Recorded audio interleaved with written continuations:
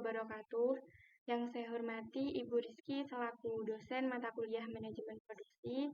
Sebelumnya, perkenalkan nama saya Adinda Rizky Nur Aziza dari kelas 6 Ekonomi Syariah A. Baik, di sini saya akan menjelaskan sedikit materi terkait manajemen produksi. Langsung saja memasuki materi yang pertama, yaitu mengenai ruang lingkup manajemen produksi. Nah, sebelumnya apa sih itu manajemen produksi?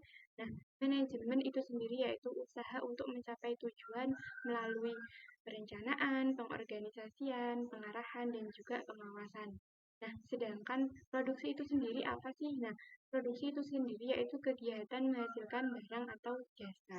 Sedangkan manajemen produksi itu sendiri yaitu bagaimana bisa mengelola faktor produksi dan sumber daya untuk menghasilkan produk ataupun jasa secara efisien. Nah, selanjutnya yaitu pengelolaan 5P dalam produksi perusahaan. Nah, 5P itu sendiri terdiri dari yang pertama ada people, dari SDM-nya atau sumber daya manusianya. SDM ini siapa saja sih? Seperti ya, karyawan, manajer, ataupun anggota perusahaan lainnya. Kedua ada plants atau tempat produksi. Nah, tempat produksi di sini yaitu seperti pabrik, seperti itu. Nah, yang ketiga ada parts, yaitu faktor input yang dibutuhkan. Maksudnya di sini seperti bahan baku apa yang akan digunakan. Yang keempat ada proses. Nah, proses di sini yaitu terjadi kegiatan merubah bahan mentah tadi menjadi bahan yang jadi dan menggunakan teknologi apa sih yang akan digunakan. Nah, yang kelima ada planning and control system.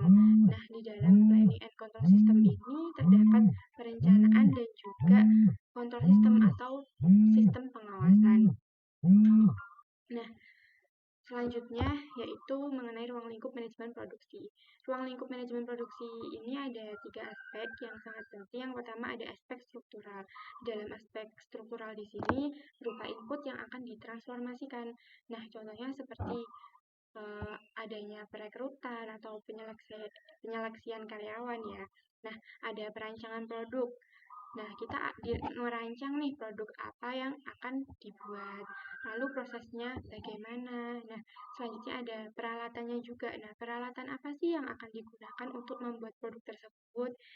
Dan selain itu ada perencanaan tugas juga. Nah, kita tugas di sini lebih ke SDM-nya ya. Seperti misalnya bagian manajer itu tugasnya apa. Dalam aspek struktural ini semua itu harus dirancang ya. Nah, yang kedua ada aspek fungsional. Aspek fungsional di sini mencakup pengorganisasian seluruh komponen. Nah, itu contohnya seperti apa? Seperti perencanaan produksi. Jadi perencanaan produksinya itu seperti apa sih? Lalu ada pengembangan proses produksinya, ada pemeliharaan peralatannya atau mesin-mesinnya, itu pemeliharaannya seperti apa. Yang ketiga ada aspek lingkungan, yaitu terkait faktor eksternalnya, seperti apa sih? Seperti kondisi pasar di lingkungan luar itu seperti apa. Lalu persaingan, ini sangat penting sekali ya. Ada regulasi dari pemerintah, ini sangat perlu diperhatikan sekali. Lalu selanjutnya masuk ke materi kedua, yaitu mengenai perencanaan dan juga jenis-jenis produksi. Nah, sebelumnya perencanaan produksi itu apa sih? Nah, perencanaan produksi ini yaitu perencanaan tentang produk apa sih yang akan dibuat dan juga berapa sih yang akan diproduksi oleh suatu perusahaan dalam satu periode yang akan datang. Nah, jadi perencanaan ini sangat penting ya teman-teman. Selanjutnya ada mekanisme perencanaan produksi. Mekanismenya seperti apa sih? Yang pertama ada routing. Routing ini apa? Routing ini yaitu jalur pekerjaan yang terperinci.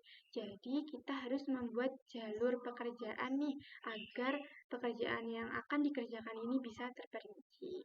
Nah, selanjutnya ada penjadwalan, yaitu kapan sih pekerjaan ini dilakukan. Tuh. Nah, yang ketiga ada proses operasionalisasi produksi. Nah, di dalam tahap proses operasionalisasi ini, yaitu kegiatan penyerahan pesanan kepada perusahaan, seperti itu. Lalu masuk ke jenis-jenis produksi. Yang pertama ada job method atau metode pekerjaan. Jadi produksi ini disesuaikan dengan kebutuhan pelanggan nih. Contohnya seperti penjahit, juru masak. Jadi kebutuhan khusus ya. Yang kedua ada metode batch, yaitu metode yang menghasilkan produk yang identik ya, dengan jumlahnya itu terbatas. Contohnya seperti pembuatan roti, seperti itu. Terus yang ketiga ada metode aliran, yaitu menghasilkan produk yang identik tapi volumenya tinggi dan juga berkelanjutan. Contohnya itu seperti perakitan mobil. Yang keempat ada metode proses, yaitu kegiatan atau metode bahan baku ini diubah menjadi produk akhir pada produk pembuatan plastik gitu ya. Terus yang kelima ada metode produksi massal, jadi pembuatan produksi besar-besaran atau dalam jumlah yang besar. Contohnya seperti pembuatan produk kesehatan. Nah, langsung masuk materi yang ketiga. Nah, materi yang ketiga ini mengenai proses produksi.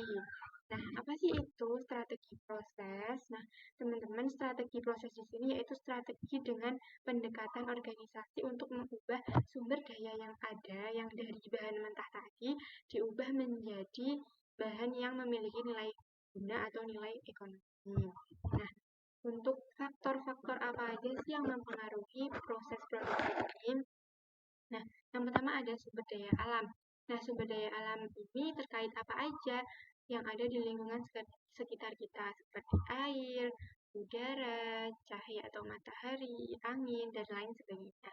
Nah, sumber daya manusia. Siapa sih sumber daya manusia di sini ya? Kita-kita ini, para tenaga kerja itu yang disebut dengan sumber daya manusia, yang tugasnya memproduksi suatu barang atau membuat barang atau jasa tadi. Yang ketiga ada modal. Nah, modal ini sangat penting ya teman-teman untuk pengadaan bahan baku, contohnya seperti membeli peralatan, mesin, bangunan, dan lain sebagainya. Nah, lanjut nih ke proses produksi. Proses produksi di sini ada 8 ya. Yang pertama ada perencanaan dan juga perencanaan. Jadi, dalam proses produksi, perencanaan ini sangat penting sekali ya. Seperti contohnya perencanaan berapa sih produk yang akan kita buat hari ini, kita buat besok. Jadi harus kita rancang ya, agar meminimalisir resiko. Nah, yang kedua ada pengadaan bahan baku. Nah, di dalam pengadaan bahan baku ini dilakukan pemilihan ya, bahan baku seperti apa sih yang kita pilih. Terus juga kita harus melakukan pembelian bahan baku ya. Jadi di dalam proses kedua ini terdapat pengadaan bahan baku yang dimaksud seperti itu. Nah, yang ketiga ada pengolahan. Nah, dalam pengolahan ini ada kegiatan seperti ya pemotongan, lalu penggilingan. Pengolahan ini merupakan kegiatan yang mengolah bahan mentah tadi menjadi bahan jadi, lalu bisa bernilai ekonomi yang berwujud barang tadi. Nah, yang keempat itu ada pengujian. Nah, pengujian di sini produk kita itu diuji apakah sudah sesuai standar yang telah ditentukan atau belum. Nah, yang kelima ada pengendalian kualitas. Nah, teman-teman, pengendalian kualitas di sini setelah diuji tadi, kita harus juga mengendalikan kualitasnya. Apakah produk yang kita buat itu tahan lama, terus tidak menyebabkan rusaknya kesehatan ataupun yang lain sebagainya. Yang keenam pada tahap pengemasan. Nah, pada tahap pengemasan ini bagaimana agar produk kita itu tetap aman gitu ya, terhindar dari kerusakan. Nah, di dalam tahap pengemasan ini juga harus dipikirkan ya dengan baik-baik. Lalu distribusi. Dalam kegiatan distribusi ini, ya kita didistribusikan nih produk kita ke pasar-pasar tertentu atau langsung ke konsumen atau ke toko-toko tertentu atau membuat agen lah atau juga grosir-grosir, kita juga harus menentukan itu. Nah, lanjut yang terakhir yaitu tahap pemasaran dan penjualan serta tahap paling akhir dari pemeliharaan dan pemulihan. Jadi terjadilah nih setelah kan didistribusikan tadi ya, itu kita harus mempromosikan menjual tadi itu dengan cara promosi-promosi ke konsumen-konsumen yang kita tuju tadi. Lalu kita juga harus uh, memerlukan pemeliharaan dan juga pemulihan dari produk kita. Jadi kita juga harus memikirkan jika produk kita itu nggak tahan lama itu bagaimana sih pengemasannya. Jadi pada tahap itu kita tuh juga harus memulihkan um, produk kita, memikirkan pemulihan juga dan juga pemeliharaan pada produk kita. Baik, selanjutnya memasuki materi yang keempat, yaitu strategi manajemen produksi. Nah, apa sih itu manajemen strategi? Yaitu serangkaian aktivitas manajemen yang menentukan kinerja jangka panjang suatu perusahaan. Nah, di dalam strategi manajemen produksi itu terdapat 4 strategi yang sering digunakan, yaitu yang pertama ada framework ketidakpastian. Apa sih framework ketidakpastian itu? Yaitu suatu kerangka kerja yang digunakan untuk mengelola resiko dalam bisnis. Nah, yang bertujuan untuk menghadapi ketidakpastian yang muncul dari beberapa faktor. Nah, ketidakpastiannya itu seperti apa? Ya, seperti fluktuasi pasar, perubahan teknologi, perubahan regulasi dari pemerintah, ataupun kondisi global yang tidak stabil. Nah, yang kedua ada fit strategi. Apa sih fit strategi ini? Nah, fit strategi itu seperti memastikan bahwa semua yang dimiliki oleh perusahaan mulai dari tim, sumber daya, hingga rencana-rencana itu sudah sejalan dengan kondisi yang ada di pasar. Nah, jadi misalnya kalau ada tren baru ya, si perusahaan itu harus terus beradaptasi, harus bisa nggak bisa itu harus mengikuti tren itu, harus bisa cepat-cepat beradaptasi seperti itu. Terus yang ketiga ada value stream mapping atau apa sih VSM itu?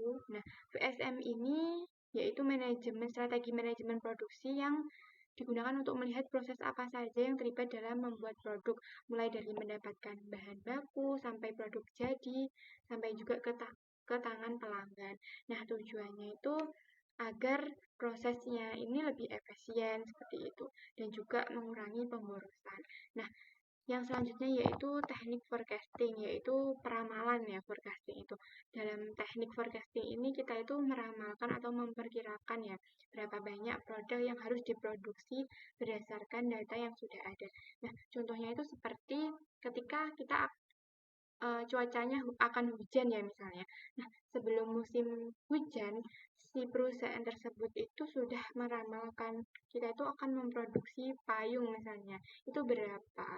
Dan waktunya kapan itu sudah diperkirakan agar produk kita itu bisa segera terjual dan tidak menumpuk gitu. Jadi pada teknik forecasting itu seperti itu. Nah, lanjut materi yang kedua, materi manajemen biaya produksi. Nah, apa sih itu biaya? Ya, biaya itu pengeluaran ya atau nah, seperti apa aja? Biaya itu ya seperti biaya bahan baku, biaya gaji, biaya listrik, biaya air lah, dan lain sebagainya itu yang disebut dengan biaya. Nah, dalam biaya itu terdapat modal ya. Modal ini menurut kegunaannya itu terbagi menjadi dua, yaitu modal tetap dan juga modal bergerak. Nah, modal tetap itu seperti apa? Nah, modal tetap itu seperti bangunan, tanah, gedung, mesin, itu tetap. Karena modal tetap ini nilainya besar ya.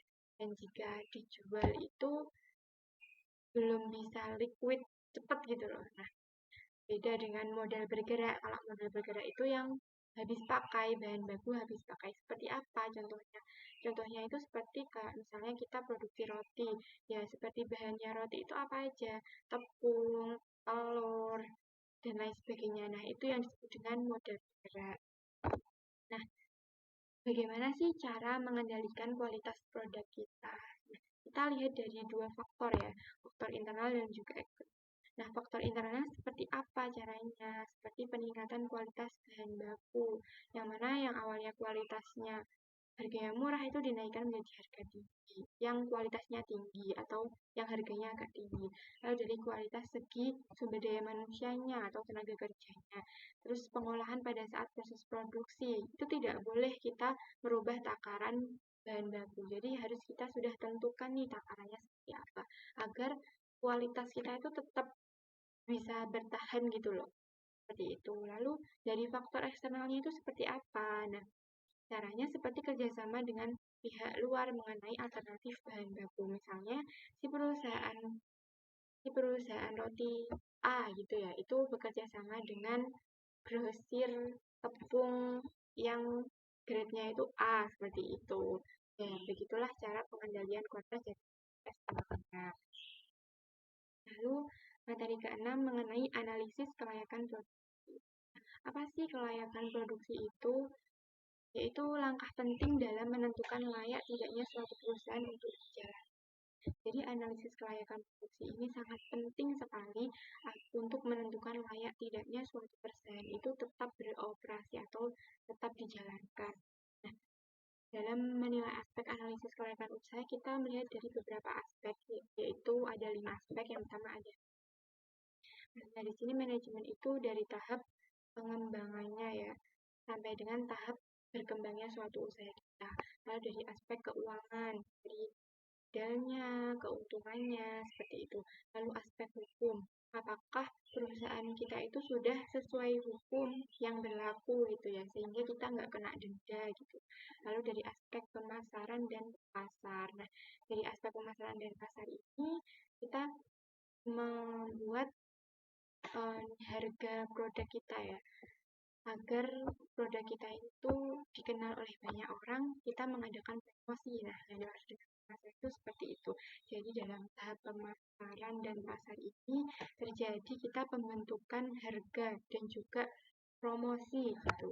Lalu dari aspek ekonomi dan budaya, apakah produk kita itu diterima oleh masyarakat atau tidak? Apakah produk kita itu memberikan peran atau dampak yang baik nggak kepada masyarakat? Nah, itu dari segi aspek ekonomi dan budaya. Lalu, bagaimana jika produk kita sudah layak? Nah, jika produk kita sudah layak, kita melakukan pengembangan produk kita dengan cara inovasi nih, inovasi produk. Misalnya, produk buket bunga itu. Buket bunga itu kan dulunya itu kan bunga, sekarang udah ada buket uang, buket snack, dan lain sebagainya. Kita buat inovasi. Nah, jika produk kita tidak layak itu bagaimana?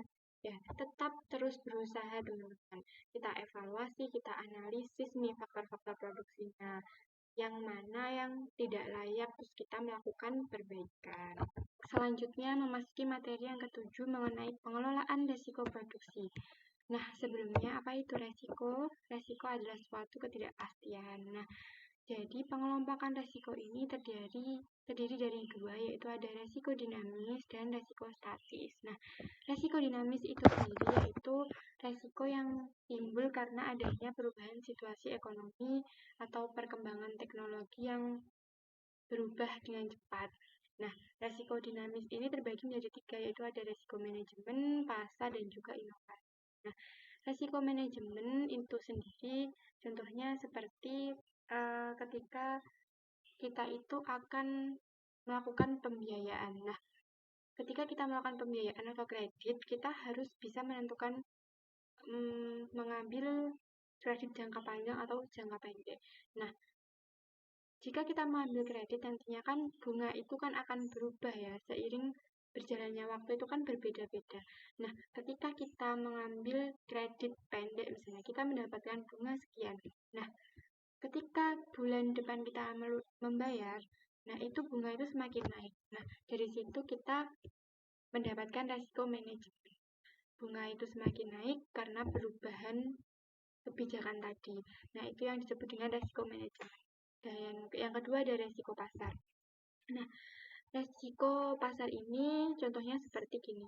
Ketika penentuan harga ya, kan sering sekali ya kita itu pengen menentukan harga dengan nilai tinggi, harga tinggi. Akan tetapi karena kita kalah dengan pesaing, mau nggak mau kita itu harus menentukan harga dan menyamakan dengan harga dengan pesaing. Nah, hal seperti itu yang disebut dengan resiko pasar. Nah, yang ketiga ada resiko inovasi. Nah, resiko inovasi ini contohnya seperti ini. Kita itu mengikuti tren ya, misalnya tren apalah jualan baju misalnya. Karena kita itu ketinggalan tren misalnya atau nggak nutut lah ibaratnya mengambil tren itu, dan kita itu sudah meskipun kita sudah membuat produk yang bagus, yang layak, dan yang seperti tren itu, tapi kita itu nggak laku gitu loh produk kita. Nah, itulah yang dimaksud dengan resiko inovasi. Mau nggak mau kita itu mendapatkan resiko itu. Kita ikutan tren tapi nggak laku. Awalnya laku terus nggak laku kan. Biasanya kan kalau tren seperti itulah. Itu yang disebut dengan resiko inovasi. Lalu, kalau resiko statis itu apa? Nah, resiko statis itu sendiri yaitu resiko yang terjadi ketika kondisi ekonomi itu sedang stabil dan tidak mengalami perubahan seiring perkembangan zaman. Nah, resiko status ini terbagi menjadi dua, yaitu resiko murni dan juga resiko spekulatif. Nah, resiko murni ini sendiri yaitu resiko yang secara alamiah disebabkan oleh alami ya. Seperti apa? Seperti kebakaran, gempa bumi, terus apa sih yang gejala-gejala alam itu loh, itu yang disebut dengan resiko murni. Atau penipuan itu juga bisa disebut dengan resiko murni. Lalu yang kedua ada resiko spekulatif. Nah, resiko spekulatif di sini itu contohnya seperti gini. Resiko ini untung rugi. Ketika kita mengambil kredit ya, terkadang kan kita mendapatkan bunga yang tinggi dan bunga yang rendah. Nah, ketika kita mendapatkan bunga yang rendah atau hutang kita itu kan semakin nyicilnya sedikit ya, itu yang disebut dengan resiko spekulatif. Jadi kita bisa untung, bisa juga rugi. Nah, lanjut. Nah, apa sih tujuan dari manajemen resiko itu sendiri? Nah, tujuan dari manajemen resiko itu sendiri yang pertama ada menjamin keberlangsungan hidup dan perkembangan perusahaan secara berkelanjutan. Yang kedua ada memberikan rasa aman bagi perusahaan dan juga pemangku kepentingan.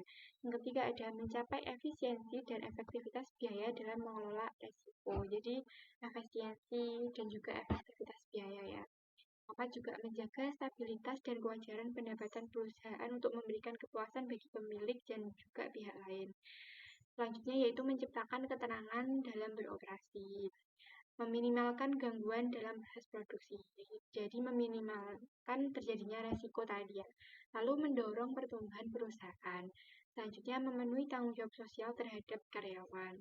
Jadi manajemen resiko ini sangat penting sekali di sebuah perusahaan, terutama itu sebagai tanggung jawab sosial ya dari untuk karyawan seperti itu. Lalu bagaimana sih tahapan manajemen resiko produksi itu? Yang pertama kita harus mengidentifikasi resiko itu. Misalnya resiko cacat gitu ya. Ya wes kita harus mengidentifikasi resiko itu. Lalu kita evaluasi nih dan kita ukur resikonya. Lalu kita kelola resikonya. Nah, mengelola resikonya itu dengan cara seperti apa? Yang pertama ada penghindaran. Nah, maksudnya di sini penghindaran itu seperti ini. Ketika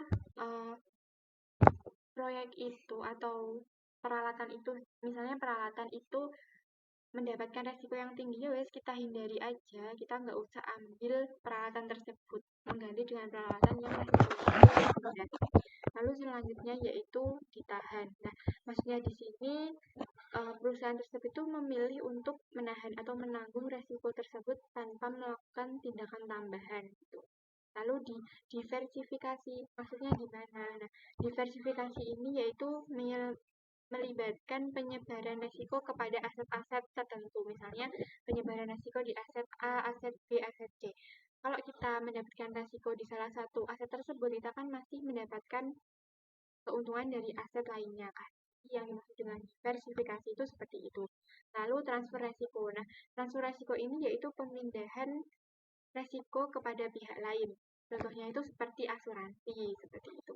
Nah, selanjutnya pengendalian resiko. Nah, bagaimana sih pengendalian resiko di sini? Contohnya seperti pelatihan karyawan nih ya. Misalnya dalam menggunakan peralatan itu seperti apa kita buat pelatihan karyawan. Terus selain itu juga pendanaan pemeliharaan mesin-mesin itu termasuk pengendalian resiko juga. Selanjutnya yaitu pendanaan resiko ya. Pendanaan resiko yang dimaksud di sini seperti kita itu membuat dana cadangan ketika kita itu mendapatkan resiko. Jadi dana itu juga harus disiapkan ya.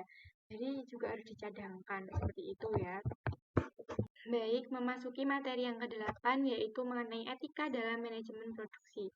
Nah, apa yang dimaksud dengan etika di sini? Etika adalah suatu prinsip dan nilai yang menegaskan perbedaan antara perilaku yang benar dan salah yang mencakup aktivitas produksi. Nah, kenapa sih etika ini sangat penting sekali dalam manajemen produksi? Karena gini, banyak sekali perusahaan atau produsen yang berupaya untuk mengurangi biaya produksi dan memaksimalkan laba atau keuntungan. Akan tetapi dalam meminimalkan biaya produksi itu terkadang banyak sekali produsen yang curang atau menggunakan bahan-bahan yang berbahaya. Nah, untuk itu etika di sini sangat penting sekali dalam manajemen produksi. Dan di Indonesia diatur dalam Undang-Undang Nomor 8 Tahun 1999 tentang perlindungan konsumen untuk menjaga konsumen dari perilaku tidak etis yang mungkin dilakukan oleh perusahaan. Jadi di Indonesia sendiri, etika dalam manajemen produksi ini terdapat dalam undang-undang. Nah, bagaimana strategi manajemen produksi tersebut? Yang pertama ada perencanaan agregat. Perencanaan agregat di sini yang seperti apa? Yaitu menentukan tingkat produksi secara keseluruhan. Jadi, mulai dari periode waktu, mulai dari berapa sih yang akan diproduksi gitu. Jadi, perencanaan agregat itu yang seperti itu. Lalu yang kedua ada manajemen persediaan. Jadi mengelola persediaan atau memanajemen ya. Jadi ketika bahan baku yang kita beli itu harus kita manajemen nih.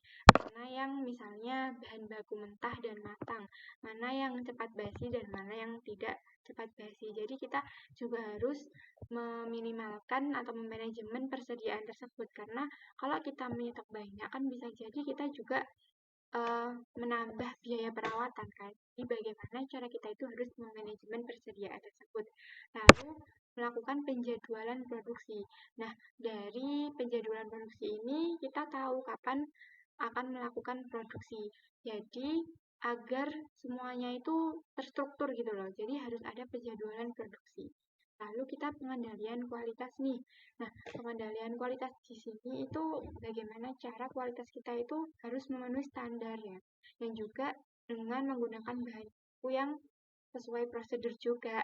Jadi harus kita lakukan pengendalian kualitas. Nah, selanjutnya pemeliharaan produksi dan juga peralatan. Nah, seperti pemeliharaan mesin itu ya, itu perlu sekali karena ya untuk memanajemen produksi itu tadi agar tidak boros waktu, boros biaya, intinya efisiensi lah, seperti itu. Baik, memasuki materi yang ke-9 mengenai manajemen kinerja dan evaluasi produksi. Sebelumnya, manajemen kinerja itu adalah suatu proses pengelolaan kinerja, atau kinerja itu sendiri disebut dengan hasil kerja ya. Nah, bagaimana sih cara memanajemen kinerja itu? Nah, memanajemen kinerja ini terdapat 3 tahapan. Yang pertama ada perencanaan kinerja. Nah, perencanaan kinerja itu yang bagaimana? Nah, kita itu melakukan rencana kinerja untuk mengukur kinerja yang kita buat tadi.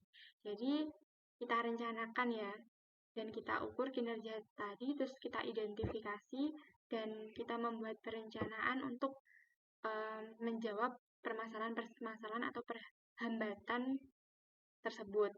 Lalu ada tahapan pelaksanaan kinerja. Nah, pelaksanaan kinerja ini implementasi dari perencanaan kinerja. Lalu ada tahap akhir yaitu evaluasi kinerja. Jadi tahap evaluasi kinerja ini yaitu penilaian atau evaluasi kinerja itu sendiri, apakah kinerjanya semakin bagus atau semakin buruk. Jika semakin buruk kita kasih solusi ya, kalau semakin baik kita pertahankan dan kita kembangkan menjadi yang lebih baik lagi. Lalu, apa itu evaluasi produksi? Tadi kan beda ya, tadi evaluasi kinerja, sekarang evaluasi produksi. Nah, evaluasi produksi itu sendiri yaitu proses penilaian yang bertujuan untuk memastikan pencapaian tujuan dari program dan juga pengambilan keputusan. Nah, di dalam evaluasi produksi terdapat faktor-faktor evaluasi produksi. Yang diantaranya yang pertama ada reputasi produk dan tanggung jawab perusahaan. Nah, reputasi produk itu sendiri gini. Misalnya konsumen kita itu menganggap bahwa produk kita itu bagus. Nah, bagaimana tanggung jawab perusahaan? Tanggung jawab perusahaan bagaimana kita itu bisa menjaga tanggung jawab produk kita atau produk kita itu agar semakin bagus dan lebih dipercaya pelanggan lagi gitu. Lalu kehandalan. Misalnya kehandalan dari produk kita itu produk ini tuh nggak pernah rusak, nggak bermasalah. Jadi itu menjadi poin kehandalan dari produk kita. Lalu fitur tambahan. Nah, fitur tambahan tuh contohnya seperti ini. Misalnya produk kita itu memiliki fitur tambahan atau fitur plus dari yang lain gitu ya. Beda sendirilah dari yang lain. Nah, itu menjadi keunggulan dari produk kita. Lalu ada kesesuaian dengan spesifikasi. Maksudnya di sini yaitu produk kita itu sesuai dengan spesifikasi yang telah disebutkan ya. Jadi itu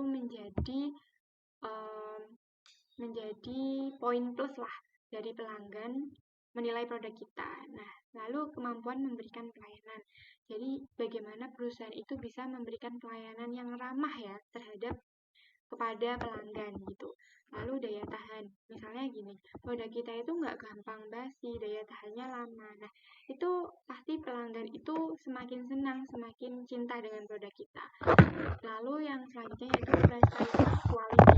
Maksudnya gini, bagaimana pelanggan itu melihat kualitas produk itu berdasarkan pengalaman mereka. Nah, jika pelanggan itu pengalaman membeli produk kita ya, pasti kalau dia itu pengalamannya baik, dia akan beli terus. Nah, itu yang dimaksud dengan private quality. Lalu yang terakhir estetika. Nah, estetika di sini itu melibatkan desain atau kemasan ya. Kita buat desain yang menarik agar lebih diminati lagi oleh pelanggan. Jadi seperti itu. Baik, mungkin itu materi yang dapat saya sampaikan. Kurang lebihnya mohon maaf, semoga bermanfaat. Sekian, wassalamualaikum warahmatullahi wabarakatuh.